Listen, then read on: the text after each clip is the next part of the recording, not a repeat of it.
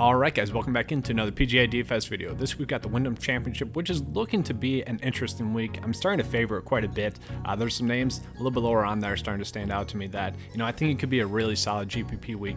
But as always, let's do that quick recap of the previous week. So obviously we were on Collin Morikawa. He was the 9th rated player in the player pool, was on the betting card as a 35 to 1 favorite to win. So hit another betting card favorite there. Overall, 9 out of the top 10 players made the cut. But really, last week was just such an interesting week overall. You look at the PGA DFS side of it, it really just ended up playing like a WGC event.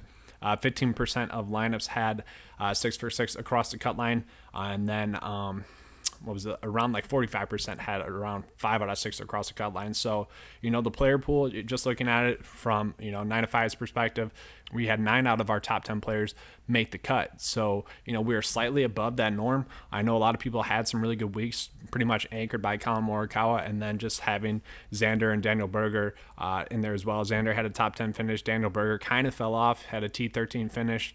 Really overall is an interesting week. We had Patrick Cantlay grind out and make cut. Same as Chez Reavie. The only one that missed the cut was Terrell Hatton, who really, I think, got to -1 at one point in his second round and then kind of just crumbled. But overall, it's an interesting week. Obviously, it was the first time that course had really held a PGA Tour event, a true PGA Tour event.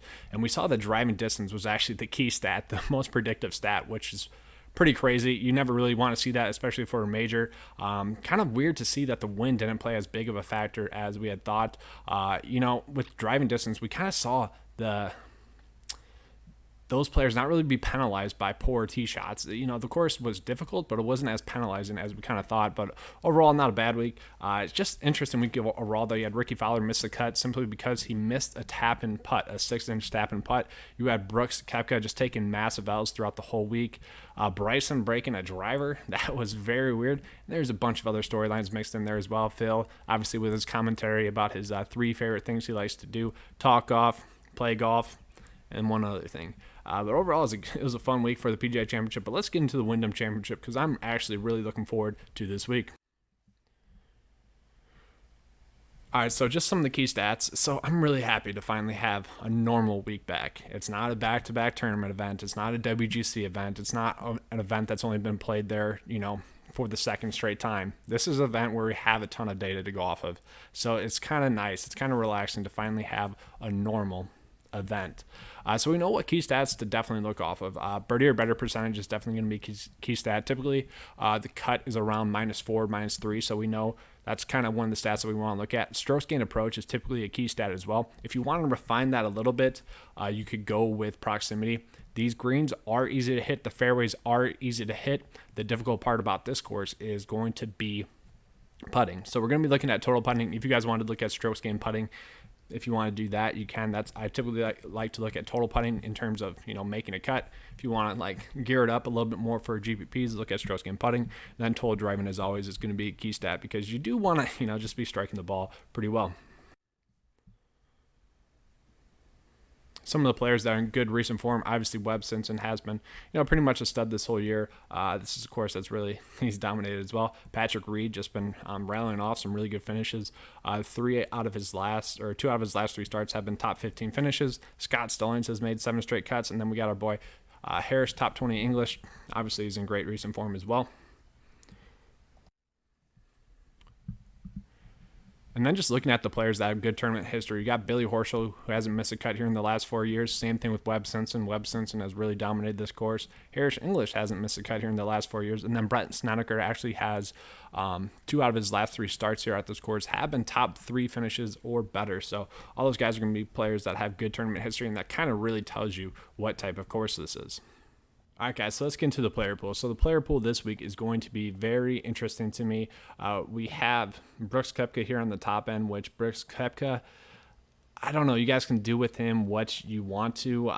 He doesn't really grade out as a great play. He's only top 30 as a staff fit. Obviously, he fell apart on Sunday last week, but he really hasn't been a good golfer this year. You look at his best finish, it's T2 at the WGC event. Now, yes, you could say that he's rounding into some good recent form. I just don't think that he warrants, 11.4 on DraftKings. I just can't pay that much. Now, he should be able to go out and produce on this course. He is typically good at those par fours that are 400 plus, which we do have 8 of those this week. And he typically is a great putter. He's strong with strokes gained approach as well. I mean, he should make the cut, but, we don't know what Brooks we're going to get. I do want to touch on Webb Simpson here. So, second last year, second in 2018, third finish in 2017, and then a May cut the year before that. Obviously, he grades out as the best player this week, stat fit and model-wise. I think you can start out a lot of your builds with him. Patrick Reed is an interesting play. This course should fit him. He has 2 top 25 finishes here in 2 starts. Obviously, his recent form has been pretty solid. You can play him if you want to. He's made 4 straight cuts in a row. Tommy Fleetwood's going to be a fine play. You can go with him if you want to. I actually like Paul Casey this week. I know he's burned a lot of people, so I don't blame him if you don't want to play him. He's a top 10 stat fit at a 13th finish here last year. It does set up pretty well for him. If he could just make his putts, he's going to do well. Every other stat that we're looking at for him is pretty solid. So top 5 total driver, ball striker, and then strokes gained approach. If you could just get it going with that putter, he's going to be fine. And last week, just touch on it one more time, it was surprising how kind of easier the greens had played. It just was not a penalizing course last week, which was pretty surprising. You could kind of tell that by the players that were on the top end of the leaderboard. But going a little bit lower down, I think Harris English is going to be a play that we can go back to again this week. You look at his course history, 39th last year, 11th the year before that, 50th the year before that, and a 46th the year before that. The lowest stat of his that we're looking at this week is 73rd, which is birdie or better percentage. I don't mind that. He ranks 61st in that par 4 scoring, which is 400 plus, which is fine. That's fine. Everything else is pretty solid. He's a top 4 stat fit, obviously in great recent form. If you guys want to bet him to just top 20 again, you can do that. I'm perfectly fine with that. I do love him at that price point, though. Going a little bit lower, some people's favorites a few weeks ago at the WGC event. I like him again this week, though. Billy Horschel, okay? He's made 14 out of 18 cuts on the year, 4 straight May cuts in a row. He has 3 top 11 finishes or better here at this course. He's also made the last 4 cuts at this course. He grades out as a top 10 stat fit. I think if you guys want to start out your builds with Billy Horschel and Harris English, you can definitely do that. Do want to mention Abraham Ancer is going to be a good play as well, although he did miss the cut last year. Made the cut in 2018, and then also missed the cut here in his first start. So that is a little bit worrisome, but Abraham Ancer is obviously playing some elite golf. All right, let's drop it down into the mid-tier now. You can go with Sungjae Im this week. I know some people are worried about him. He hasn't been playing that good of golf. That's very true, but this is a course where he should be able to get right. He's a great stat fit, ranks top 3 stat fit. He also had a top 10 finish here last year. I don't like the price point. I don't want to pay up for him at that price point, but I'm perfectly fine with it. Going a little bit lower, I don't know if we have to really hit on this range too much. Ches Riva, I don't mind. Obviously, he has been, making a ton of cuts. He grinded out a May cut last week, which was great to see. 6 straight May cuts. Made the cut here last year and 2 years ago as well at this event. So I don't mind him. I do think we are paying up a little bit for him, and I don't feel exactly comfortable with that. Going lower, Snedeker, I don't love it. Made 2 straight cuts in a row. Obviously played horrible at the WGC event. That doesn't really count as a May cut, but, he has been shooting under par, and if he continues to do that this week, he should be able to make the cut. Like I said, he does have good course history. He made the cut here in 2018 and then had a 3rd overall finish in 2016, so I don't mind him. He doesn't really grade out as a good stat fit, though. That's more of a GPP play. Now, the 2 I want to touch on the most are going to be Ryan Moore. Ryan Moore, obviously, in great recent form. He is a guy that can go low, okay? We always know that. Ryan Moore is kind of like the ultimate GPP play each week. His course history, 6th finish in 2018, 24th finish in 2017, and a 53rd finish in 2016. He grades out as a top 15 stat fit this week. Obviously, kind of checking all the boxes. 3 straight May cuts at this course, 3 straight May cuts in a row, top 30 stat fit. I don't mind him. It's a little bit risky, and that's kind of the hard part of this week is once we get lower, obviously the plays get a lot more risky. Going down to Corey Connors, yes, he missed the cut at the PGA Championship. Had a horrible round 2. Those bad rounds for Corey Connors are always going to be there. You just kind of got to hope that they don't come in round 2. You kind of hope that they come round 3, and then you can bounce back in round 4. His course history is a 22nd finish here last year and a 45th finish the year before that. He's a top 13 stat fit. I mean, this guy's just a strong total driver ball striker, top 20 in that. He also is top 20 in that long par 4 scoring that we're looking at, and then also top 20 in strokes gained approach. So, Ryan Moore and Corey Connors, I do like those players a ton. I think they're just going to be more GPP plays, though. Going down into the low tier now, We got Doc Redman. Doc Redman is a very, very interesting play this week. He is from the area somewhat. He's from Raleigh, same as Webb Simpson. But he does have 2 missed cuts here in a row at this event, which is pretty surprising to me. However, he did make the cut at the Rocket Mortgage Classic, which is also a Donald Ross course, which is what we have this week.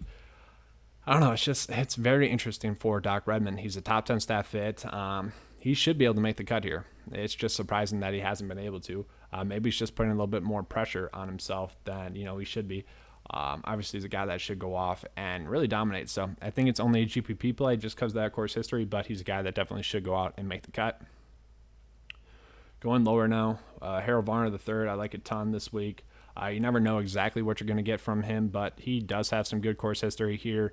3 straight make cuts in a row and then missed the cut in 2016. He's the top 10 staff fit as well. He's kind of an ultimate GPP play as well, but we might be forced to play him in cash, which I really don't like to do because his recent form isn't that great. He has made 13 out of 20 cuts on the year, and I just don't like that he missed the cut at the Memorial and the Workday Charity Open, but those were 2 courses that really don't fit his game. So I think that's why if you guys want to play him in cash, you could kind of get away with it. Going a little bit lower now, Lucas Glover has tremendous course history here. 3 straight make cuts in a row, but his recent form is not good. He typically would be a good staff fit, although he's not playing that good of golf this year, so it is a little bit worrisome, but I do expect him to make the cut.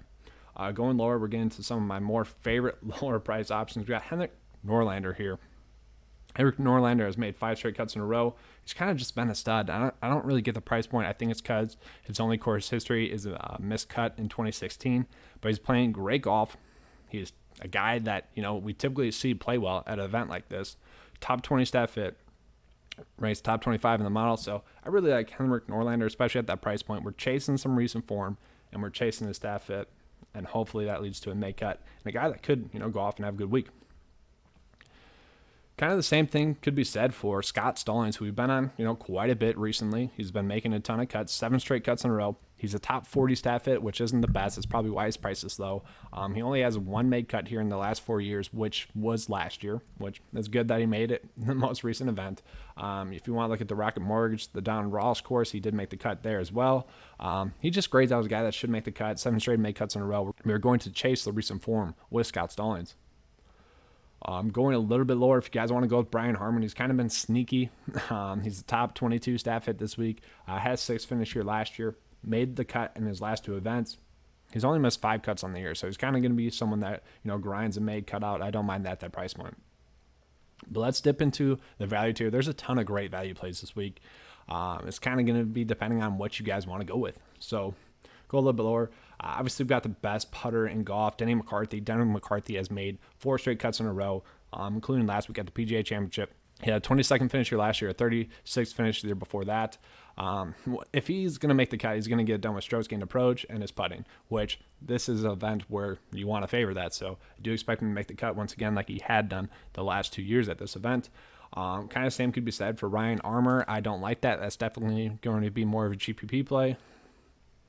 Someone a little bit lower that some people might like are going to be Kyle Stanley, who definitely a GPP play, made the cut in his last 2 events. He has shot under par, in his last 4 events as well. He made the cut here last year with a 13th finish, missed the cut in 2017, and made the cut with a 14th finish in 2016. He's a top 33 staff fit. He's not a horrible play at this price point. Obviously, with values, you're either looking for 2 things, made cut or upside. Kyle Stanley doesn't really give you that, good feeling of a made cut, but he does have that upside that you would want to look for. Same thing could be said for Adam Schenk. Adam Schenk has been really solid as of recently, but he hasn't made a cut here in the last 2 years, which are his only 2 starts here, but he's a solid staff hit, top 20 according to the model this week. Maybe he can finally break through. Just want to go down to Bryce Garnett. I really actually like him as a play. He has 3 straight top 20 finishes, including a 6th finish last year at this course. He's a top 22 staff hit. Just like him at this price point. He's a guy that can go low. He hasn't really played poorly this year. There's just been some events that kind of got away from him. So at this price point, I really don't like Bryce Garnett, who has shown that he can produce at this course. Going a little bit lower, there's just going to be two other plays I touch on real quick. I don't know if you guys can guess them. You might be able to. I do like Chasson Hadley again this week, which might worry some people. But 17th finish at the Barracuda Championship. 3M Open, he missed the cut, which not that great. Rocket Mortgage, he's still a shot, -4. Workday Charity Open, he made the cut. At this course, he's finished 53, 45th, missed cut, 57th. He's a top 18 stat fit. I don't love it, but for a value play for a guy that should make the cut, I do like that. And then last but not least, we'll touch on him. There's some other value plays you guys can roll with if you want to, but I just want to touch on this one real quick. Seamus Power, very interesting play. So just since the break, he's had a T9, a missed cut, which really just one bad round. You could kind of just chalk that up to him, not playing that much golf, since the break. I perfectly think that's what happened with him that week.